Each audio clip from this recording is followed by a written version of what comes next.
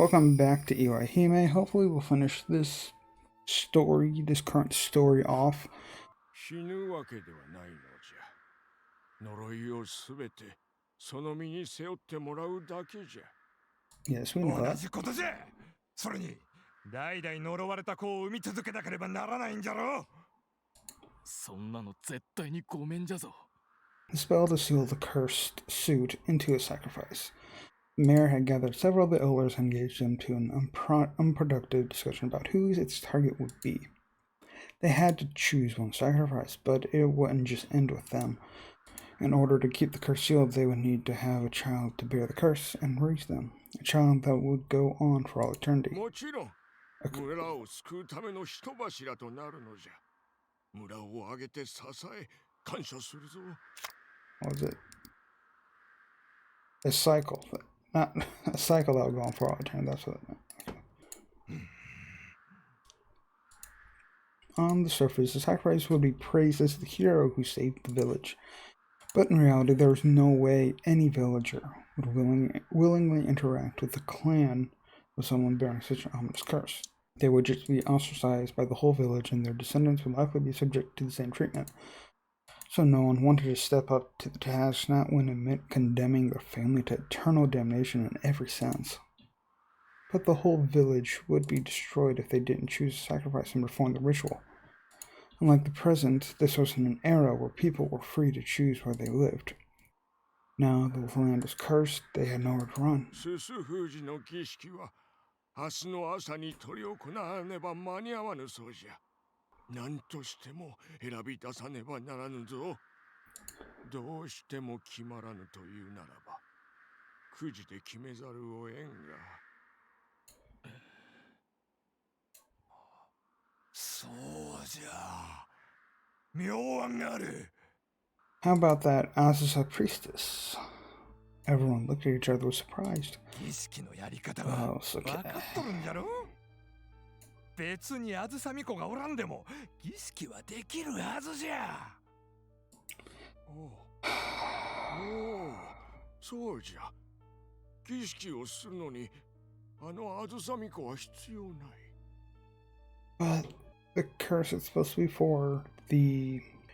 Isn't it supposed to be someone in a part of the village? Not someone from outside the village? Suzunome was an outsider. She had no family. Well, somewhat she met all the conditions for the sacrifice. Apparently, okay, I guess it doesn't have to be someone that's a part of the village. And as a priestess, she fit the part perfectly. それでよいな、皆の衆。 Everyone nodded. Unbeknownst to them, Mutsu had overheard the entire thing. He and Suzunome had been preparing to bury the old woman when she had been struck by a sense of dread.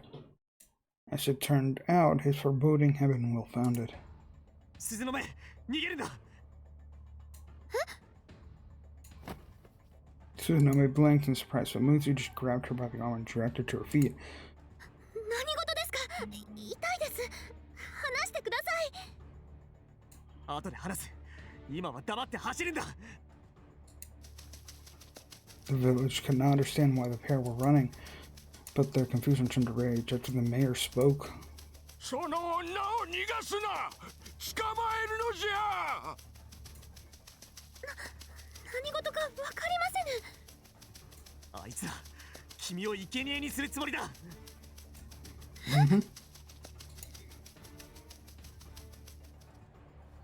女子連れじゃ、そうは遠くに行けんはず。隠れて夜を待つつもりに違いない。探すのじゃ。 As Suzunome was used to traveling, she had little chance of escaping, so from men in the prime of their lives. Her only choice was to hide for now and flee under the cover of night. But the men knew the mountain just as well as Mutsu. 何としてもあのあずさみ子を捕らえるのじゃ。今日中に捕らえ、明朝の儀式の生贄とせねば村は滅ぶぞ。あずさみ子を捕まえろ。生贄にするのじゃ。 生贄は命があればよい。抵抗するなら腕の一本や二本へし折っても構わぬ。女の足じゃ逃げ切れるわけがない。おそらくどこかに隠れているんじゃ。ここいらにはおらんな。向こうを探すぞ。こっちへ。 Run, bitch, run!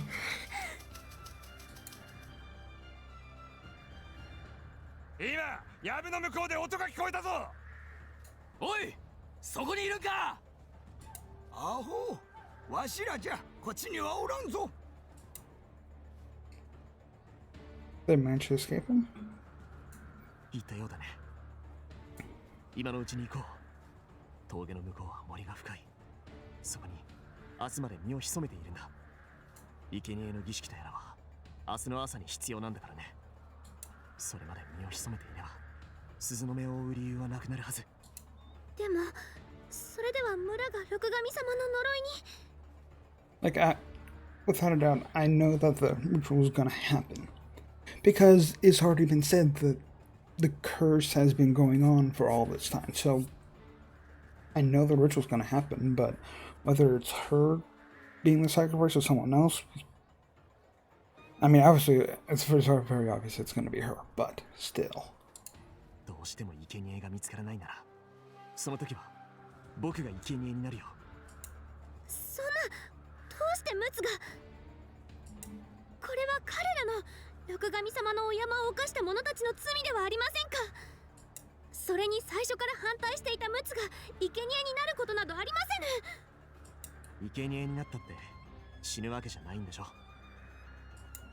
本来は村全体が被るべき呪いを一人で背負うのですよ。死には至らなくともどれほどの苦しみになるか想像も。でも誰かが引き受けなくちゃならない。今はみんな冷静じゃないけれど、本当はとても優しい人たちばかりなんだ。 No, they're actually just greedy folks. こんな目にあって鈴の目には信じられないかもしれないけど、本当はすごくいい村なんだよ。なのに君にこんな仕打ちをするなんて、僕は悔しい。おい、あそこにおったぞ。 So, まずい、走るんだ。 saw this coming.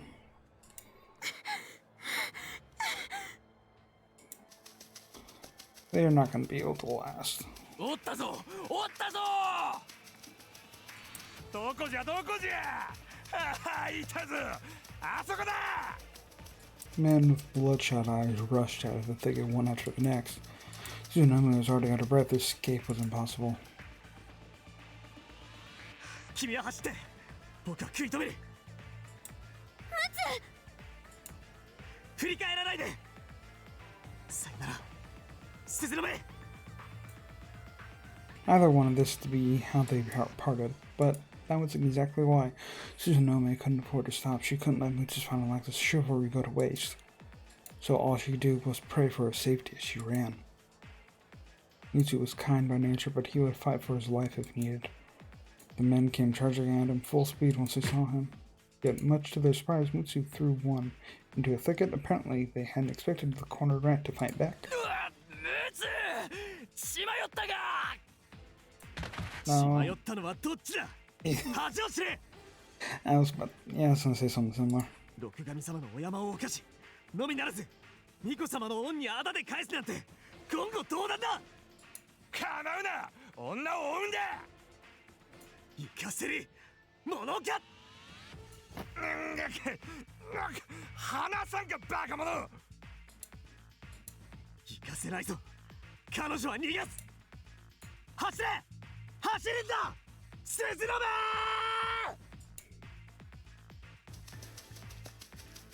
Susanome pushed through the thicket and descended the slope as Mutsu's voice echoed around her, and she fell. But she tripped on something and fell to the ground. Oh, who could have seen this coming? She twisted her ankle. Susanome got up and limped away like a newborn fawn. However, there was no way she could run in that condition. The villagers' shouts grew closer and closer as they rushed through the thicket. All she could do was pray and hide in the thicket. Please do not find me here. And please keep me safe. A parting like this is far too tragic. The villagers were closing in おっ fast. たぞ、あずさみこじゃ。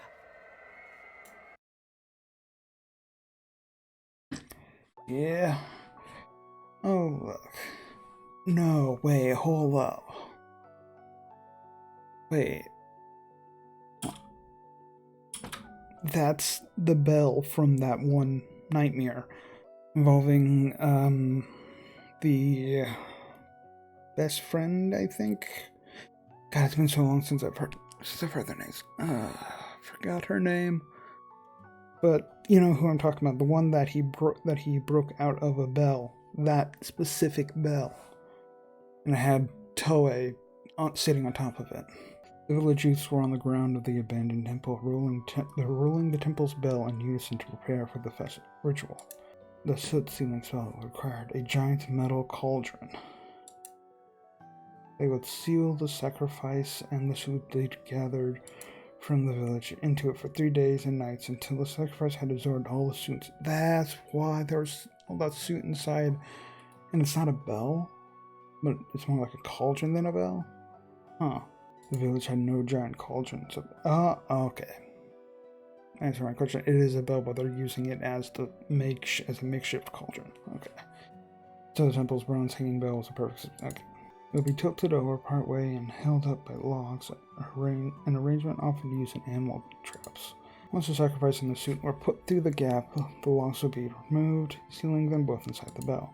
Tsunome stood in front of the bell with her hands tied behind her back as though she were a common thief, listening to the mayor with a detached expression.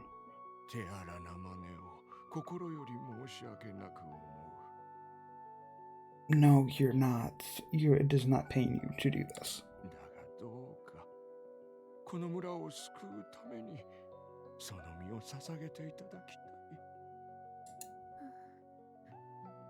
Oh wow, that's very familiar with how Toei speaks now.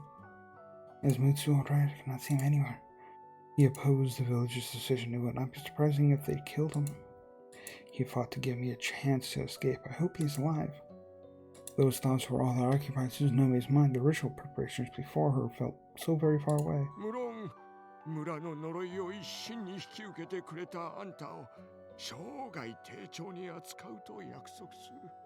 I don't trust your word.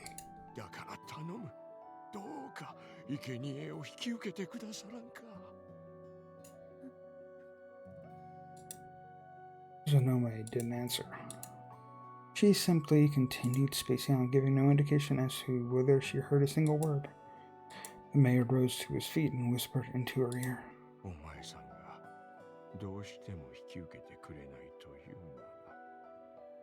Not like you're actually gonna, comply with what you're not. I have no idea what I'm saying.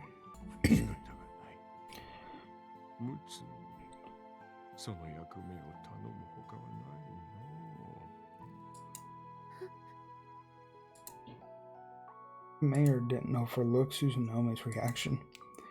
God, I hate this dude now. He was already aware of their relationship, so he decided to take full advantage of it.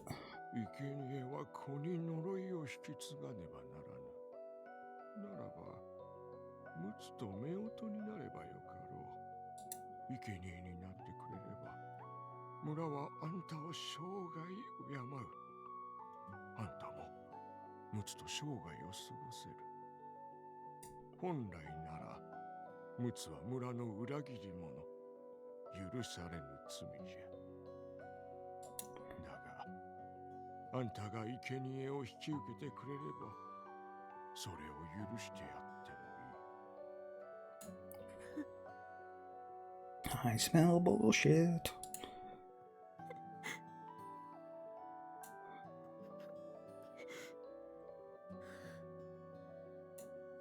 Tsunome wept. Shortly thereafter, she raised her head and looked the mayor in the eye. わかりました。秘術の生贄をお引き受けいたしまする。ですからどうかムツの罪だけはお許しください。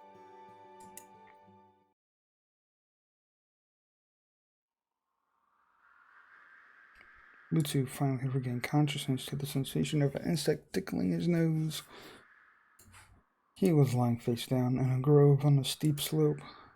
He'd fallen down said slope while grappling with one of Susanome's pursuers. Then he'd hit his head on something and passed out.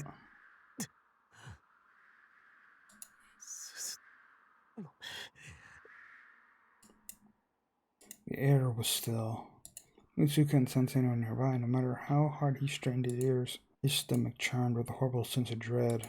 If Susanome had still been in hiding, the villagers would still be climbing the mountain, and they would have questioned Mutsu on her whereabouts. Yet they just left him alone. Mutsu slowly got to his feet, ignoring the aching throughout his body. When he cleared the woodsy abandoned temple on the opposite side of the mountain came into view, Mutsu could see a large crowd of villagers gathered there. Okay. Meanwhile, the suit-gathering ritual, which would seal all the cursed suit in Susanome, had already begun. Why is there a happy-go-lucky music playing? As per tradition, the sacrifice would cleanse herself with divine sake and salt. That's what those two things inside her. Next, she would part with the gods and spirits that protected her, rinsing herself of right and wrong alike.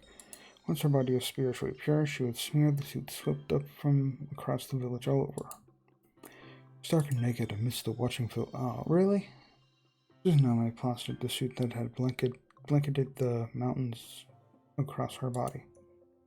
Her porcelain skin was stained black with the cursed suit, yet somehow it was absorbed into her body and faded in moments. The man observed from a distance.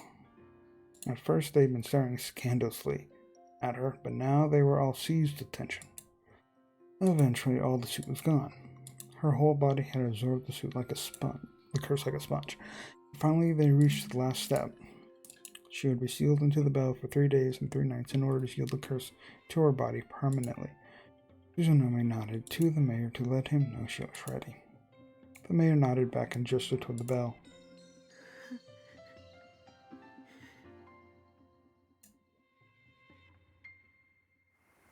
Susanome slowly gazed up at the sky and took one last look at the picturesque scenery of the mountains.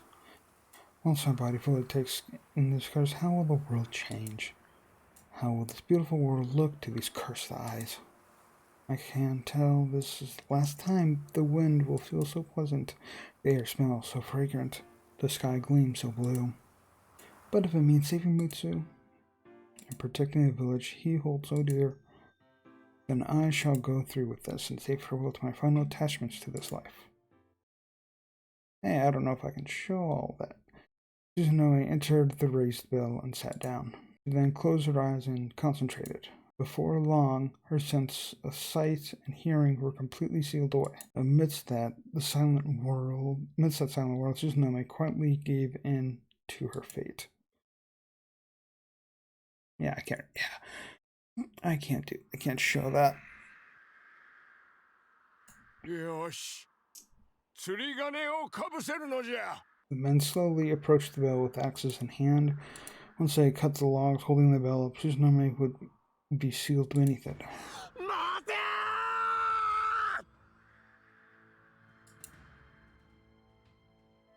Mutsu rushed into the temple grounds.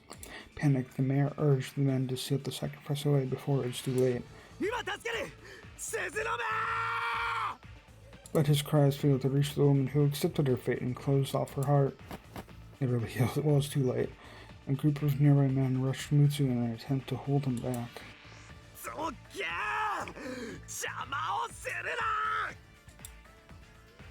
取り押さえろ。殺しても構わぬ。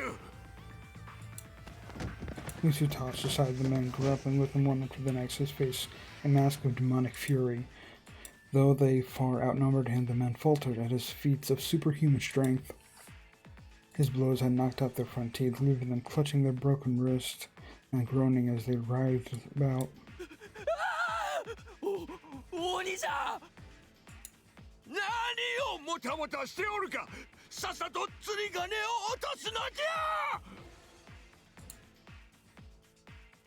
せせらめ。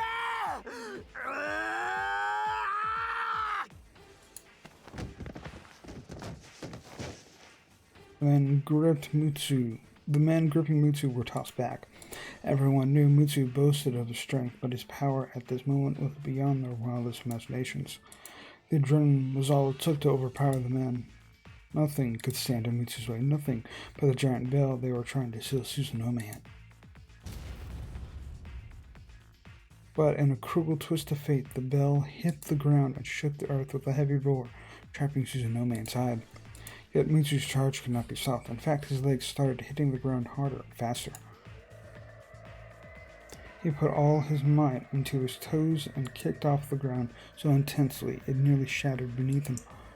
After that, he entrusted his fist with his whole desire to save Susanome. And with a thunderous howl, he swung his fist filled with his very heart and soul. Everyone around heard the crack of the sky being torn asunder. That sound had been Mutsu's fist striking the bell. Could he truly break through the giant metal mass of bronze with his bare fist? Could such a miracle truly unfold? No one would have been surprised if it did indeed shatter. That was a testament to the drive behind Mutsu's punch.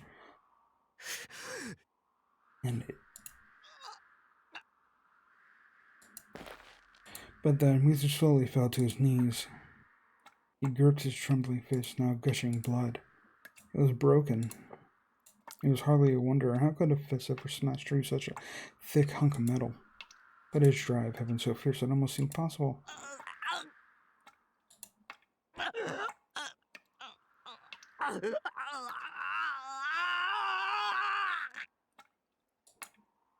Mutsu wept and groaned as he clung to the bell. He then braced his legs as if trying to wrestle a giant great tree, but the bell didn't even budge. Mutsu no longer had the vigor to bring about a miracle. All that was left was the futile struggling of a feeble man who exhausted everything he had. 何をぼやっとしておる皆の衆ムツを殺せ生かしておけばやがて何をするかわからぬぞ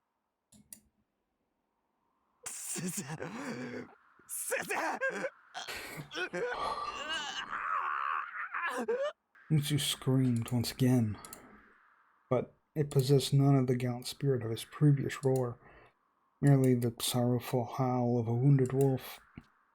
Mutsu started staggering away. The men cleared a path. The mayor had ordered them to kill him, but Mutsu's soul was already dead. Even if only faintly, the men pitied the pathetic sight of a man who'd failed to save his beloved. Now the whole you were 1,000 years late. 次に姿を見せるときは容赦なく撃つぞ So now it makes sense, the whole 1,000 years too late. You were 1,000 years, like 1,000 years. I don't remember how long ago this past is, but now it makes sense what Kurukami kept saying. どこへとも失せてのたれ死に死ぬがいい Mutsu didn't respond. Maybe he hadn't even heard him. He just continued weeping as he disappeared down the mountain path, wrecked with despair. That was the last time the villagers ever saw Mutsu.